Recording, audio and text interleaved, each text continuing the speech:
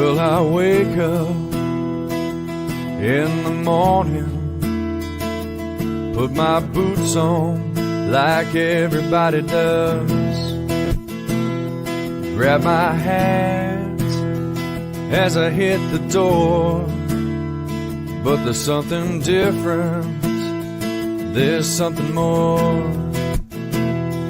I've got bullets in my pocket and a rifle in my hand. As I roll outside the wire, I know it might be my last stand. All the thoughts inside my head are mine and mine alone. The mission that's before me and the ones I leave at home.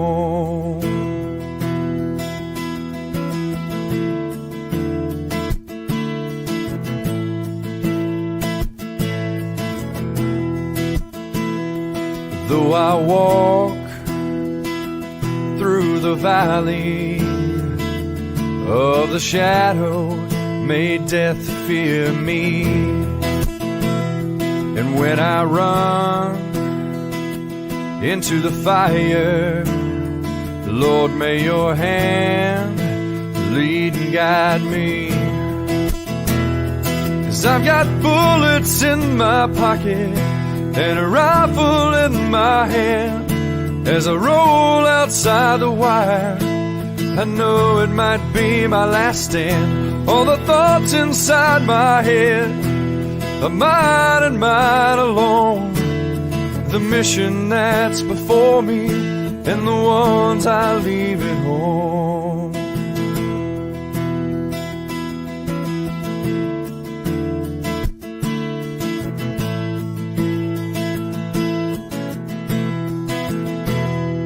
If I fall, carry me home, shed a tear, but no, I'm not alone.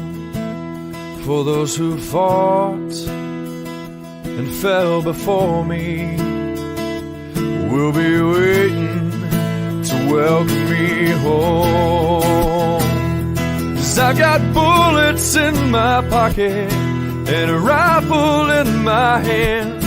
As I roll outside the wire, I know it might be my last stand. All the thoughts inside my head are mine and mine alone. The mission that's before me and the ones I leave at home. The ones I leave at home.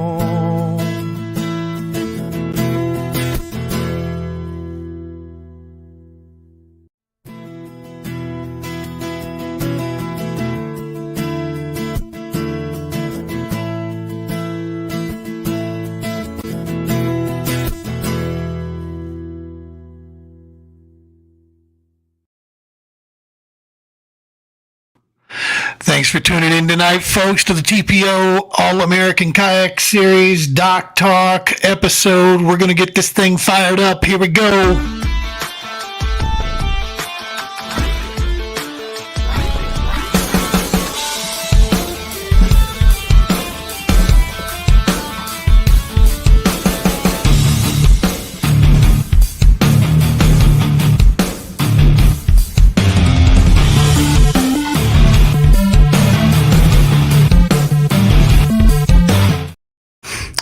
Welcome to another edition of the True Patriot Outfitters Podcast.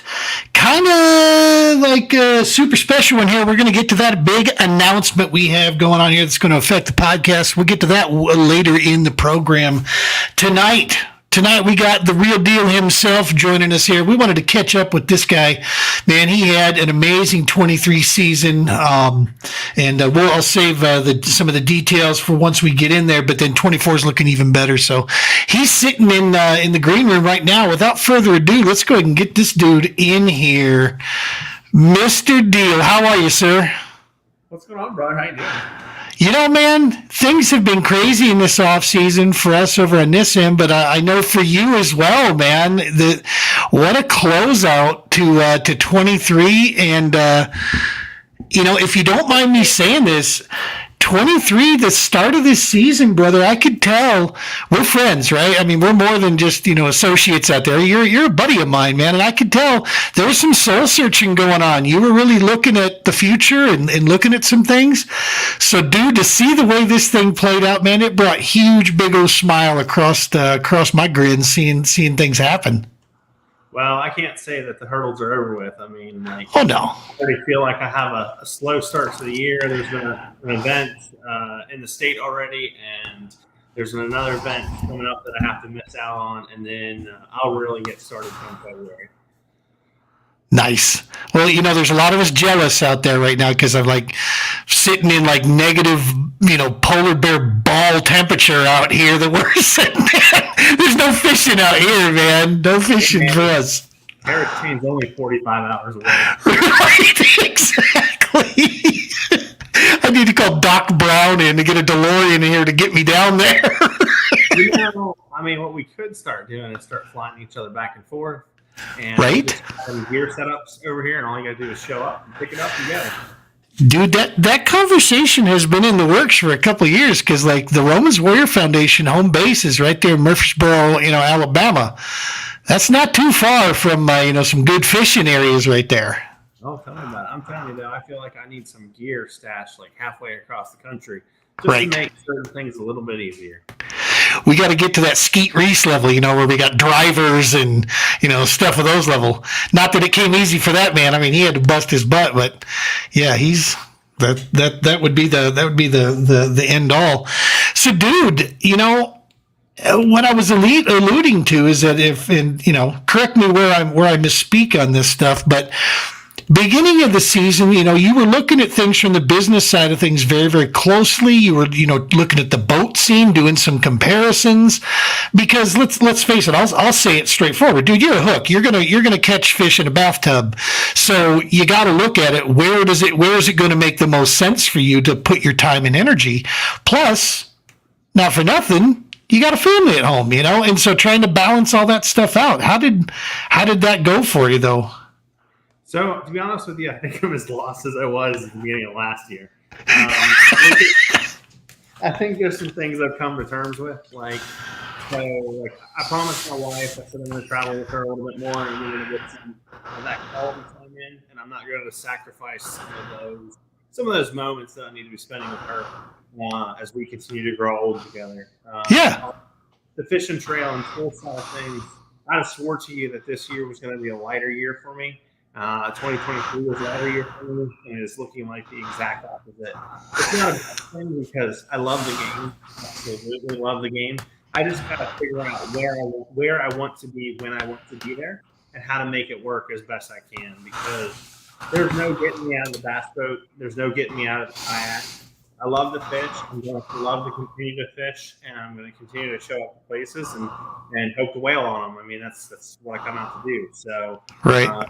I kicked off the year with a pretty good bass boat victory to start the season, and getting into the kayaks here very, very, very soon, and we'll be after it full throttle.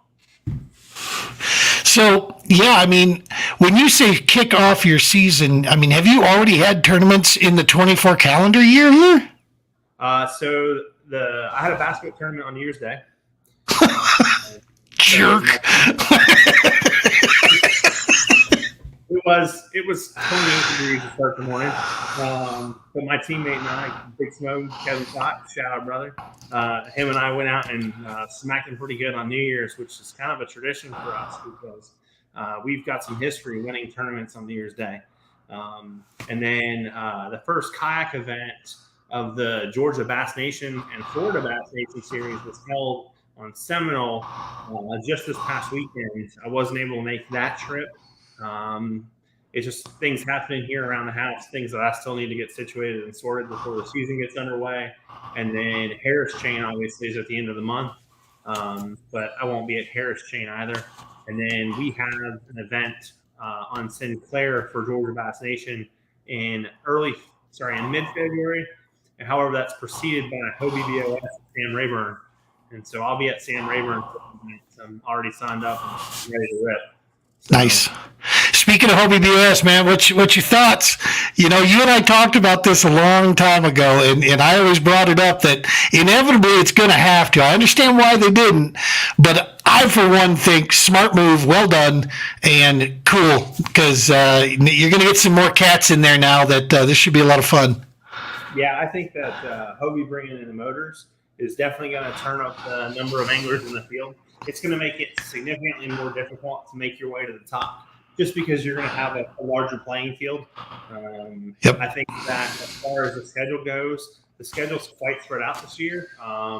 There's a handful of events in Texas. There's a handful of events in the north. And there's a handful of events in the southeast, and you're going to have to travel, and you're going to have to be competitive. I think you're going to see the cream of the cream this year with them having motors in play. So we'll see people come. We'll probably see the numbers near maxed out more often than not. Hobie always runs a really good circuit, and you're going to see it. You're going to see it show out this year. It's going to be curious too, because you fish them both, man. You fish Bassmaster and Hobie. Do you think this is going to hurt their numbers? Not indifferent to their numbers? How do you think it's going to fall for Bassmaster? I don't think it's going to hurt BASS's numbers. I think that BASS has traction right now with Steve-O in play. And Hobie's rekindling the spirit, adding in the motor component, which is going to get a lot of people excited and interested.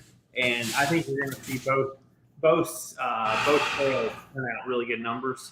As far as how the fisheries set up, I think the fisheries are going to be the turning people on, turning people off component. For as much as I love both circuits, both have some very advantageous fisheries on them. And then there's a couple events where you're like, I'm not sure if that's the best pick in the world, but I'm pretty confident it'll turn out good for it. So, right. The thing about BASS versus Hobie is that BASS has less range to me than what Hobie does currently. Right. Hobie's covering most of Texas over. Where BASS is really centered on the southeast, with the exception of the Susquehanna event. Right. Yeah, man. It's we had a lot of discussions like this at the All American Kayak Series. That the fact when we settled in on the fact that we're not in competition with them, we know that, and we're not trying to be. Where they go is where they go. And the fact that Josh Booth and Steve-O and, of course, AJ, they all had a chance to kind of talk about schedules and make sure, because we didn't want to create conflict for them. They didn't want to create conflict for us. There was actually a good, conversation taking place there, man. And that's something that I wish the bass boat world would actually see, is that, you know what, you can work together, and there's enough market out there for us to all, succeed. We're serving a different section of the country that that those guys don't bring the big show to, and there's a good reason. I know why. It's because I'm now educated to the business side of this whole deal that goes on behind the scenes. For this season. And yeah, man, it is hard to try to, I wouldn't want to be in their shoes and try to go to, Okoboji, Iowa. I can see that would be a real tough deal for them to try to maneuver something like that. So, it's cool to see these series, all getting healthy like this. It's better for our sport when we're all working together, and when we as a generation of anglers come to grips with it doesn't have to be or. It can be and, you know what I mean? It's like we can run this stuff together out there, and everything should be just fine. So that is super cool. And you're one of the rare guys, that's jumping, both of those, and you've been with them for a long time, both series, working there. Speaking of being for a long time, congratulations on one of the most overdue assignments that I've seen on your Hobie team assignment, brother. Congratulations. Thank you very much. So it's that's kind of been a dream come true for me. I'm really glad to see that finally come in and have a good dealer to work with, and quality. I've always had quality equipment underneath me. It's just a matter of being able to finally link that together and put it into play and put it into action. Super excited for what the 24th season brings with that opportunity, and look forward to representing you all. Dude, a solid dealer makes all the difference in the world. It really does for a tournament angler. It is your lifeline right there, having a solid dealer behind you. It's one thing to have great product, but having somebody that can help you service that and work and do and adjust and those things, that's cool. That's super cool. Oh, absolutely. Who and that is that Battlefield Outdoors? Is that the name of them? Yeah, so the folks over at Battlefield asked me to come on board, and we've been working together since I guess it would have been middle October of last year, and starting to get that in motion. And so Battlefield is just a small pro staff. They deal in a variety of kayaks and also have other outdoor adventure sports. And so they do things like disc golf and mountain biking and road biking, e-bikes and stuff like that. So it's kind of an all-around outdoor store, and pretty big plethora of hobby commerce stuff. You can outfit most people with their needs. Right. That's awesome stuff, dude. Another one of the checkbox items here for you. Defending back-to-back two-time Georgia State champ, brother. Dude, that's got to be something. There they are. Oh, yeah. Dude, there's a few bass anglers in Georgia. I'm just gonna say it. I mean, it's you. You're going up against a field of absolute just hooks, some hammers. So that is one to be. No wonder it got a big old grin on your face there. I worked for it. I earned it, and I did it on a whole different section. They took us back to Seminole, which was dangerous for them, right? I mean, like, putting me back on Seminole, there were some hammers, not just Georgia hammers that showed up, but some Florida hammers that showed up in that event, and really made me put the nose to the grindstone there. I went to a completely different section of the lake, had a completely different section, sequence of fish that I didn't have previously or in the year prior, and went swinging for it, and absolutely laid into them. Had a really good day one. I led both days, just like I did in last year, and just fought through it. It was a much closer event this year. The weather was more favorable. Last year the weather was super nasty, and so the mental game came into big play last year. This year, not so much. We had clear skies, very good weather. The only concern, which we had this year and last year, was the duck boats. State championship was held on the opening day of duck season, which makes it an interesting start. When you get to your ramp and there's 35 boats already in the water and the parking lot is full to the gills, you're like, but I mean, and they all got guns, dog. So Seminole that time of year is well offshore, and so like I started in semi-close and had a game plan in mind, but I found myself offshore as far from any duck hunters as I could be far from, and went to work. That's awesome stuff, man. That was so cool to see, and I could tell by the photos. I can always kind of, now that I know you, I get a chance to, I can tell the look on your face, at the time of the photo shoot. Either one, is it just business? Because you got a business, you're a professional, brother. I mean, through and through. So I can tell, is it just business or no, man, he's happy on that one. I can tell there's a little something extra kicking on that one, and I could tell that felt good. Well, one of the things is that my teammates were there. Everybody from the Southern Slayers. Nice. Had pretty much qualified for the event, and that's more their home water than it is my home water. Right. They're part of the reason why I know the lake as well as I do, and I still don't know the lake as well as they do, and they always give me a run for my money. If I'm going to be down there fishing with that crew, they're going to keep me on my toes, and they did. And Brandon Hewlett, man, I mean, he was within a quarter inch of me on day one, and he was my fiercest competition going into day two. And he struggled a little bit on day two, and he still had a good bag, still had a good output. Just couldn't get, couldn't put up the numbers that he had on day one. But they just know like so well, and to be out there competing with them and scratching it out with them is just always a privilege. And I owe a lot to them because, like I said, taught me a lot of what I know about the lake. So That's good stuff. Hey, man, is my microphone still scratchy, or is it doing all right?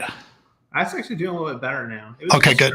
A little echoey to start, but Gotcha. coming through fine. Yeah, could have been just the initial connection there. We've been, if you notice here, this is kind of new digs, man. I moved out of the loft area that I was in. We're actually going to use that for a workout area. And I moved myself into one of our bedrooms here that was just storage. And so, yeah, I'm not even going to let you look that way, dude. It's like Beirut sitting over there. But we got our studio. We're working on getting some sound paneling up in here. We're kind of trying to take this to the next level, man. Moving on up like George and Wheezy. Well, hey, man, whatever works. Right? This is my office space. This is where all my trophies sit. This is where, you can kind of barely see the tip of the shark that's hanging up there on the wall. That's awesome. Just some motivational pieces, and then all the trophies sit here behind me. And I added quite a few this year. It was a really good season. I can't complain about the way 2023 worked out. For as much soul searching as I did, 2023 took really good care of me. Yeah. And, looking forward to 2024 and bringing the hammer some in 2024. There's only one goal in 2023 that did not attain. What was that? I wanted to come home in 2023 with a black trophy. I pushed hard. I came really close, not once, but twice. I had a 6 on Harris chain and a 5th at chain rigging, and I really pressed to come home with a black trophy last year. I just couldn't make it happen. And so I'll carry that goal into 2024. It's just one of those, I won't call it a bucket list item, but it's one of those achievements I don't have under my belt, and one that I want to make sure I pick up. That's awesome, man. Well, I would not bet money against you. I'll tell you that. You're an impressive dude, man. You get your head down, you get going out there. That's the thing. Like what we talked was just, be Josh, have fun with it, man. Don't let the outside distraction stuff, get in the way of what you're doing, because what you are and what, how you are just normally without the pressure is what got you here, and got you with a chance to do those things. So yeah, for sure. And you're always in the top, you're always a threat when you go out like that. So that's awesome to see. So 24, let's talk about it. You're targeting how many of the Hobie events do you think you'd be able to get after? Do you know? Originally, I was only planning on fishing 4, maybe 5 at max. Now I'm looking at fishing maybe 6. Okay. What about Bassmaster? What are you thinking there? For Bassmaster, I have the same plans that I came in with last year. I plan to fish them all except for maybe the Susky. I may make that Susky run. It's in a painful window for me to make that run. Yep. I had held the Susky back last year because it was the last event on the schedule. And if I didn't feel that I needed it, or if there wasn't a lot to gain from it, I wasn't going to make the long call to go do it. This year it falls in the middle of the season. I really want to get up and throw a swim bait around and chase some smallmouth because I hear that's super exciting. We'll see how that shakes. I'll either fish them all or I'll come up one short. So. Nice. Well, and then of course you got your state stuff that's going to be, keeping you busy there for sure. It's not as if you won't have enough. How much of that the team stuff do you plan on hitting? I don't know. We don't have a good outlook on what the team schedule looks like this year. Right. There's been some friction in KVT Southeast this year. That's causing some frustration on the team side of things. I still haven't really seen whether or not everything's going to actually be a go for Southern Slayers in 24. It's going to be whether or not the other Southeast teams come out and play or not. Right. I know that at late in the year last year, all the teams had kind of rebuked and said that, hey, they were going to pull back and they weren't going to compete in 24. And now there's some word on the street that they're coming back out and that they're going to play. So, Semper going to be there.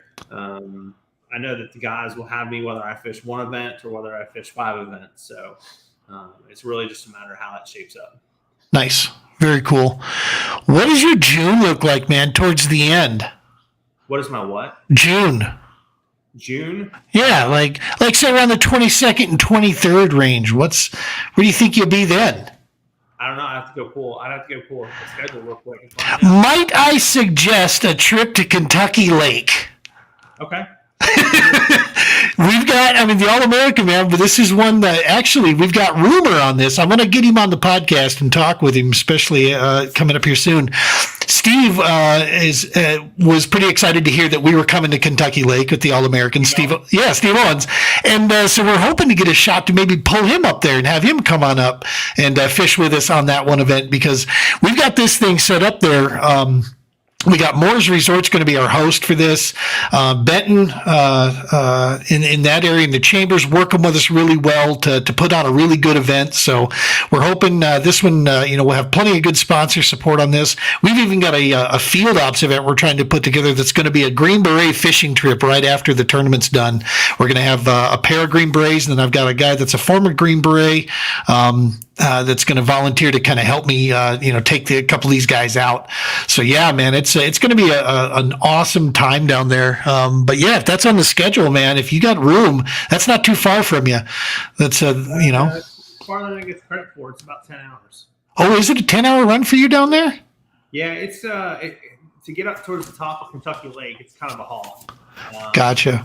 Well, the thing is like 300 miles long or whatever. So. But no, getting up to Kentucky Lake, it's kind of a little bit of a haul from here. I'm not opposed to it. I'll keep in mind what the schedule looks like. Yeah. And see what we can do.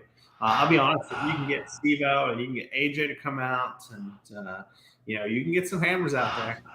There's some guys that really know that lake, and that lake's undergone a lot of change. It had struggled in the last handful of years. Yep. It's going to show an uptick. It behaves a little bit different in the summertime. People consider it quite tricky, but it's got good history, and I think it's got a bright future ahead of it. So we'll see more. And that's the thing. I remember it going way back, man. It had a phenomenal reputation over the years.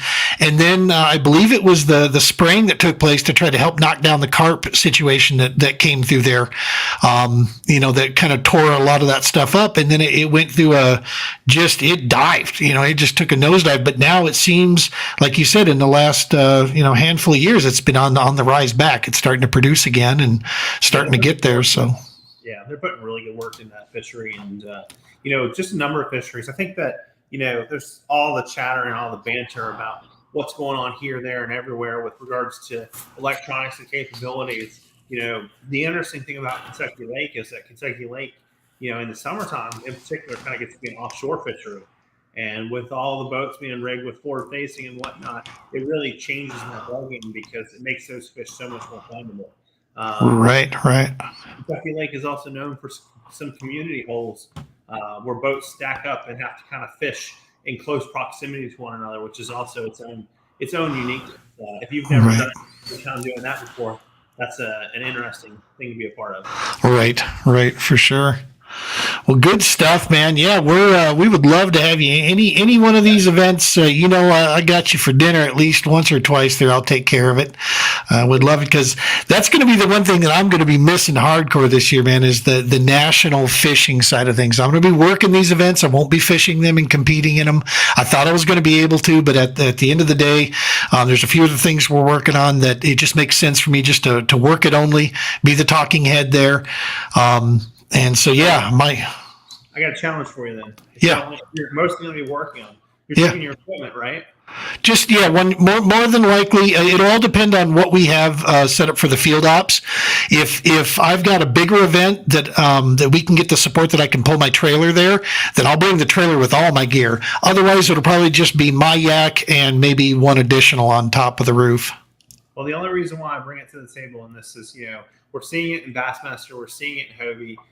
Them having a boat on the water, running around taking photographs. Oh yeah, another kayaker, or whether that's a bass boat or whatever, just having the opportunity to get that footage and kick out that media content, it helps so much. Just for the anglers, for the trail, for the circuit, for the sponsors, just for the exposure as a whole. And I think the more that we can continue to do that and get that kind of exposure, the bigger the sport's going to continue to grow. Brother, great minds think alike, because if you can ask Josh, the last piece, once I have everything with the All-American lined up and then I have the nonprofit stuff squared away on what we're doing in each one of these places, the last item on my to-do list is media boat. Where obviously if we can use a local there with a bass boat or a boat of some kind, that would be the best bet, because we can get to where we want to get and just get some shots. But at the end of the day, worst case scenario, yeah, if I got to go out and just try to get some shots, of some folks out there running around, then that's what we'll do, because that is it's a major piece that we wanted to bring to the field for the All-American, because I remember personally at Bassmaster, that was super cool having that media boat. Best story I have about that media boat, dude, is I'm sitting at Pickwick. It's October. I find one section of grass that I've been looking for. I couldn't find it the whole damn time. Last day, or second to last day, I find it. I'm sitting there, I'm waiting for lines in, because I'm parked. It looks like I'm out in the middle of nowhere, but I'm actually sitting in a huge grass bed, and I'm sitting there waiting. This boat comes creeping up on me way out here, and there's two yahoos sitting on it. I'm like, no, dog, you get out of here. This is my little grass patch. Dude puts his trolling motor down, starting to get a little closer, and he looks over. Hey, you think you're going to get on him? And I look back and I'm thinking, who is this jackwagon, And he goes, by the way, we're the media boat. I'm not messing with your spot, man. And I'm like, oh. I don't know. At least I'm not the only kayaker that goes through that feeling when I'm just like, get away, man. Well, I knew I was facing guys like you, man. I was like, if I found something here, get the hell away. This is going to be mine. I'm going to work for a while. I got a story, because I was grumpy. I was at the top, and I had a mediocre day one, and I had a phenomenal day two.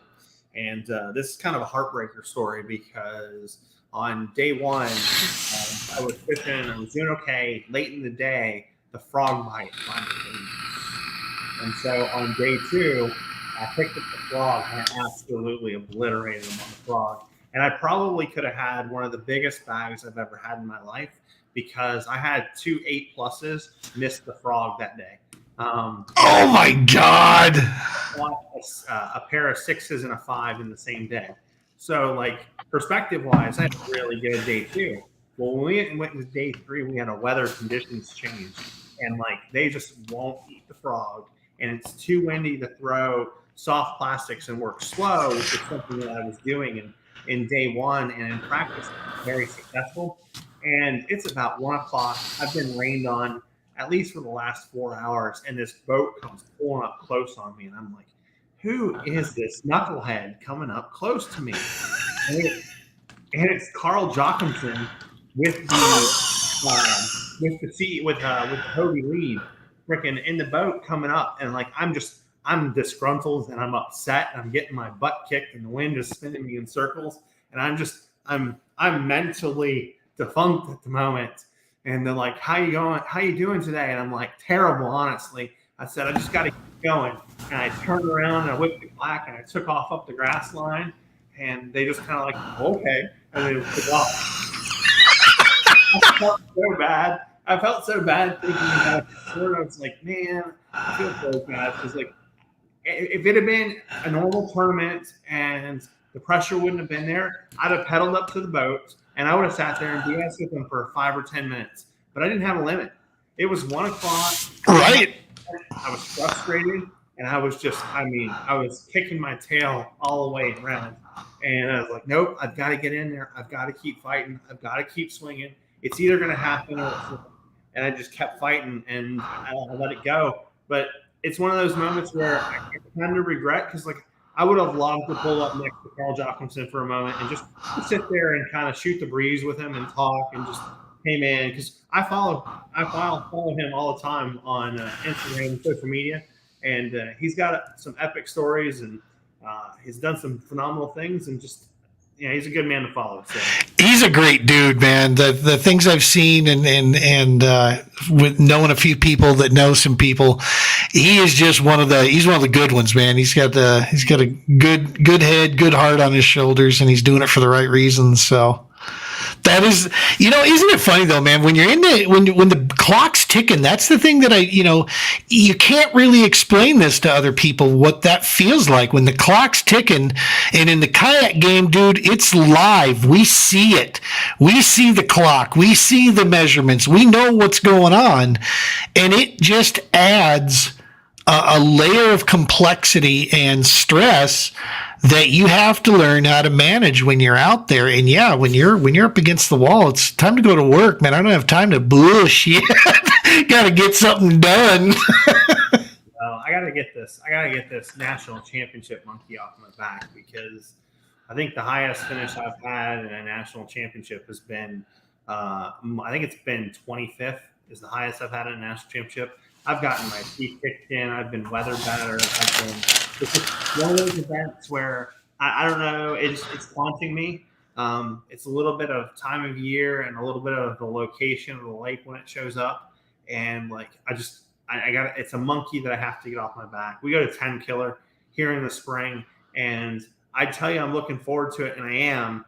And at the same time, I'm not. It's not my style of fishery. It's not something I'm very familiar with.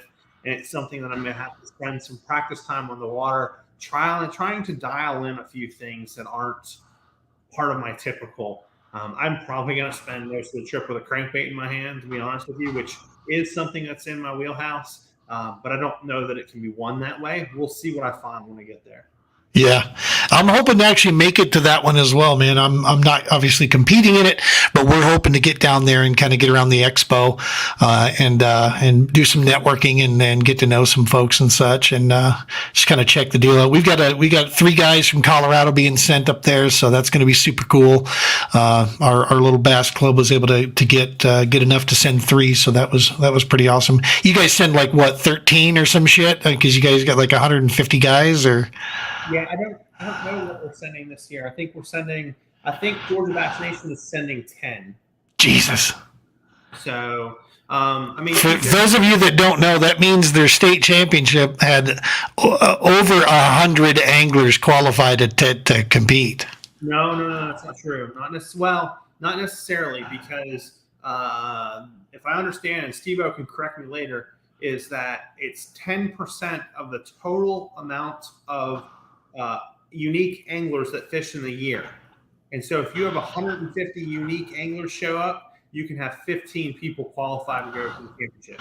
See, and I don't know. I think the new revamped rules with the big bold print that went in there talks about the state championship event.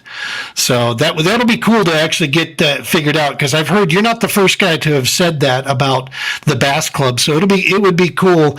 See, another reason we got to have old Steve on here.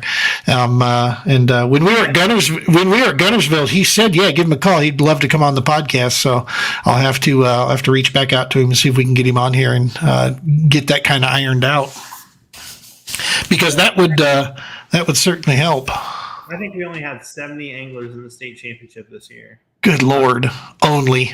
Kind of par for the course, because the way it works is that in our qualifiers, so we have the last handful of years, we've had 5 qualifier events.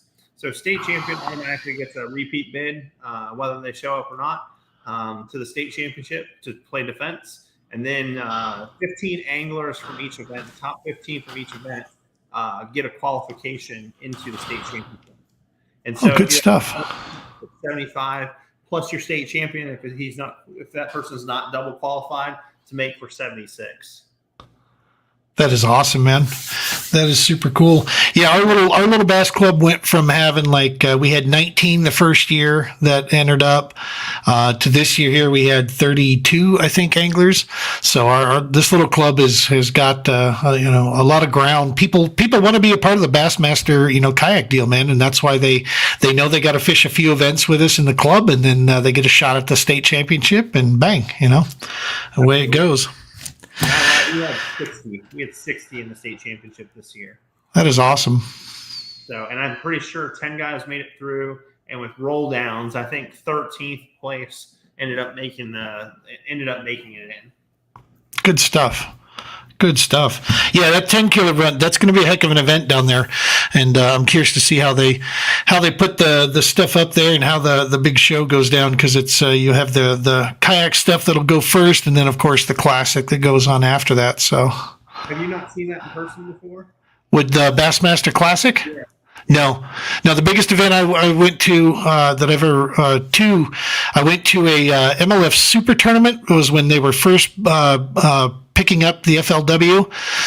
So there was like 250, 260 boats or whatever. Guys from the Bass Pro Tour and the Tackle Warehouse joined together, and a big deal on La Crosse. And then, of course, I was at the first ever Red Crest at La Crosse. I got a chance to go there and check that out. But I've never been to a Bassmaster Classic, so I'd like to get there. So a note for all the kayak guys and anybody who ends up watching this podcast, that maybe they're competing. So just an FYI. So if you, so this will be the fourth time, I think, the fourth championship that I've been to, and the third that'll be in conjunction. When we were at Fort Worth had enough parking to accommodate guys bringing the trailers. Nice. It wasn't that big of a deal. We showed up. When it was up here at Hartwell, they don't have the accommodations for the guys for their trailers. They only have reserved parking for the Elite Series pros, and then typically for the top 10 or 20, it would be the top 10, the top 10 kayak anglers from the competition. And then the same thing when it was in Tennessee, the same way. They only have parking for the top 10. And so if you were going to the expo on tournament day, make sure, if you can, leave your kayak and your trailer, wherever you're staying at the Airbnb or whatnot, and then go retrieve it, because parking is typically a bear at the expo. Yeah, I was looking at that. I think it's the Cox Convention Center is the name of it there in Tulsa. Yeah. And I think that's where it's going to be at. And yeah, it looks like it's kind of a downtown type deal. There's going to be parking garages and things of that nature. If I go in, I don't even think I'll be bringing a rig. I think I'm just going to fly in and then just shuttle over I'm going to stay like right downtown, basically right by it, because I'll be there for media purpose only, type thing, and just kind of bouncing around. So, but well, listen, man, I know we're on the clock here with you. You got to get up stupid early, this and that. I can't thank you enough for stopping by the little show and now you're going to actually be a part of some really cool news, if you don't mind. We're going to go ahead and share this news here, because what's important on this is that this will be the last broadcast on this platform that we're currently doing this with the TPO podcast and the All-American Kayak Series Doc Talk. The short version of this is follows like this. The Doc Talk got enough traction to where we felt that it could handle on its own. So we were going to start building that up for the All-American Kayak Series, let it have its own podcast. And then I would continue on with the TPO stuff, doing what it's doing. It meant, and I told Josh, I'll give you, I'll commit at the gates to a full year of running the Doc Talk as well. So it was going to be 2 podcasts that I was going to have to do each week. And we were going to go through this. Well, we have had an offer brought to us, and then I had a chance to sit down with some people that are far more experienced at this than I am. And after long discussions and an offer that we just quite frankly could not refuse, we have decided that we're going to join these 2 things back together under what's known as the TPO Doc Talk podcast. It's going to be one broadcast. We will be the official broadcast for the All-American Kayak Series and for the TPO and for Roman's Warrior Foundation. But the exciting news to this is we are joining the Paddle and Fin podcast network. For those of you that aren't familiar with the Paddle and Fin, this is a large podcast platform network that runs 7 days a week. There are usually seven different shows that run each night. There's one, a different show. We have accepted the offer to join the team over there and to join that network.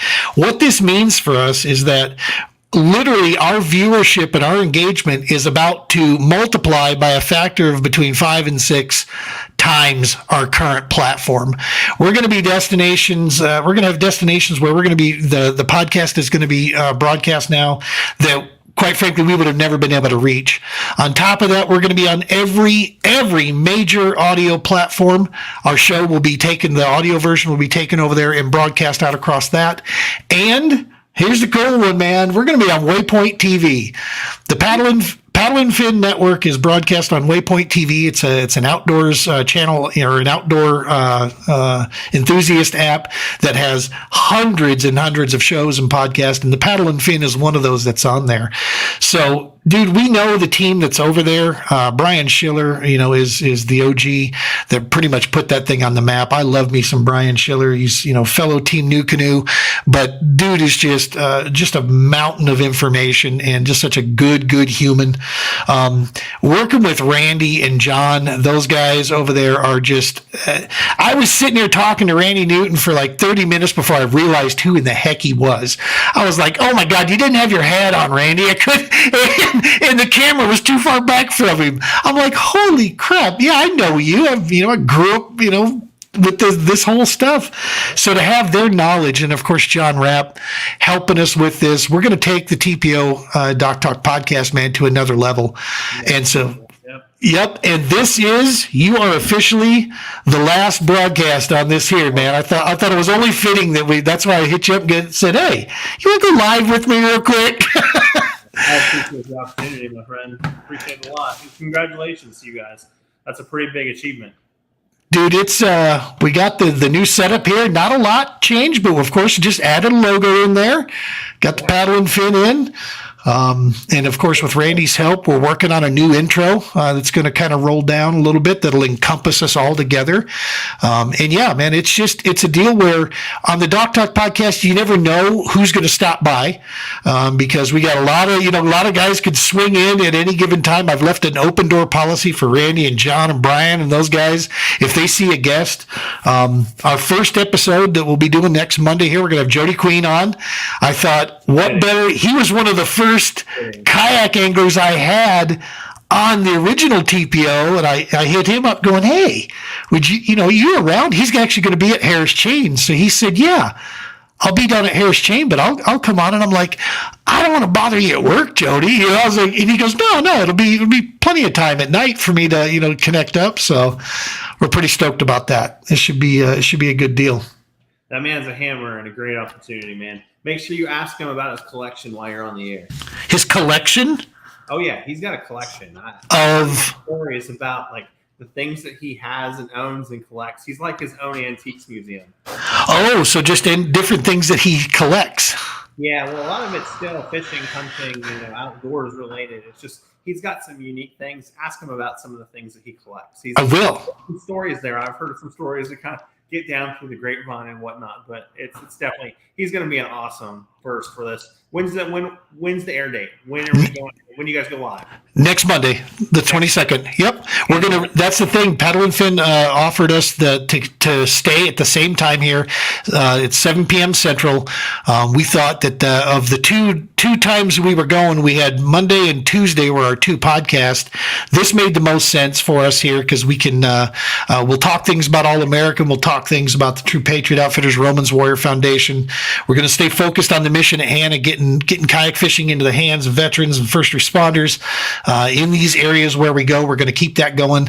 I'm actually working on possibility of getting some deeper topic guests to come on here that maybe don't know much about fishing, but do know a ton about, let's say, recreational therapy and things of that nature. We're going to try to get some of those, and we're going to try to bust it out into like little 20-minute splits so we can get some good markers in there, right? And make a show carry multiple topics, that way we don't, we take up, a whole crowd of time. That's something you and I have never done. What's that? We've never had a technique-specific podcast. For all the podcasts, we've always come out, we've always, shut the breeze a little bit and just had time. We have never talked about anything like really deep in the weeds. That we've never dug into tackle or techniques or, specialties or anything like that. None of that. We've never really taking that leap, and so maybe something for a future episode. Let's do it. Yeah, I mean, you would be the dude that I would turn to. I'll tell you that right now. Because if I got questions, you're the guy I go to. Going, all right, what do you know about this? Here, talk to me a little bit.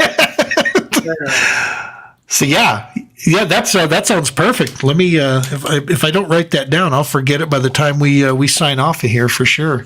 So Yeah, and also while you have Jody on, make sure you squeeze some Susky knowledge out of him too. right, some waypoints, right? No, we need waypoints. I don't even need waypoints, just boat rims. Right. Just give me an idea. Get me started.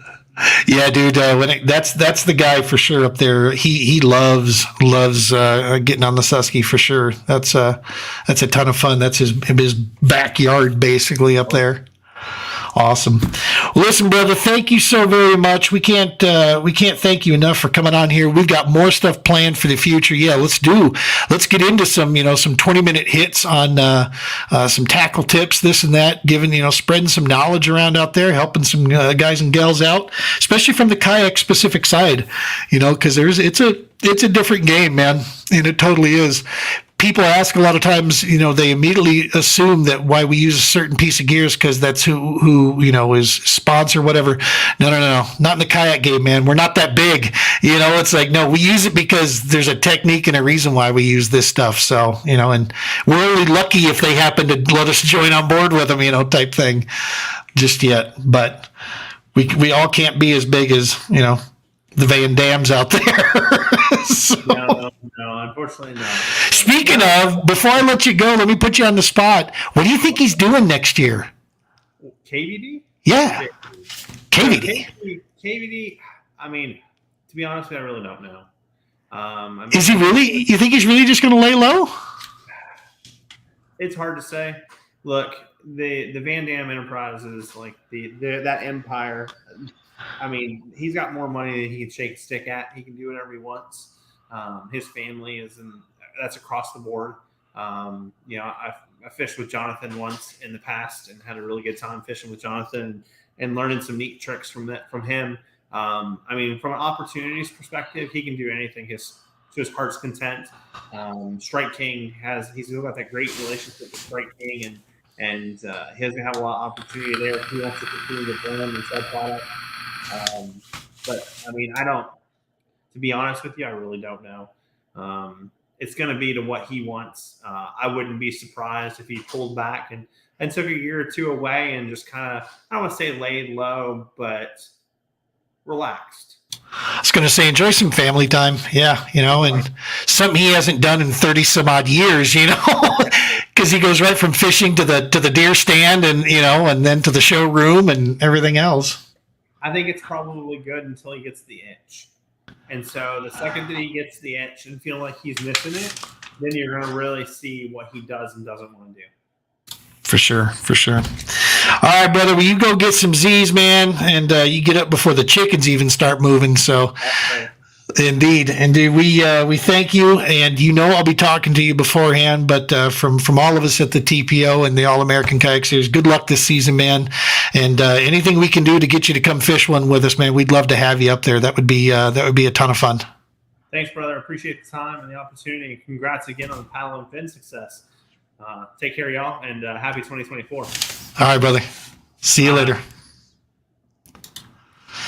All right, folks, you heard it here. The TPO and All-American Kayak Series Talk. We are moving to the Paddle and Fin podcast. Kayak Fishing Podcast Network. We'll have a bunch of posts throughout this week here leading up to this so you can see it where we're going to be. We're still going to be broadcasting on the same channels you've always found us on, but we're just going to be also broadcasting on additional ones after that. So it just means we're going to get even bigger reach out there to kind of spread the mission about what we're out here trying to do and trying to get this the outdoor piece out there. So we can't thank you guys enough for all the likes and follows and helping us build that success and move that into that area here. We couldn't have done it without you. Stick with us here at the All-American Kayak Series and the True Patriot Outfitters podcast piece, and we'll have a lot more information on the 2 pages here leading up to the live event on Monday night, the 22nd, with Mr. Jody Queen. Tight lines, y'all. Be safe.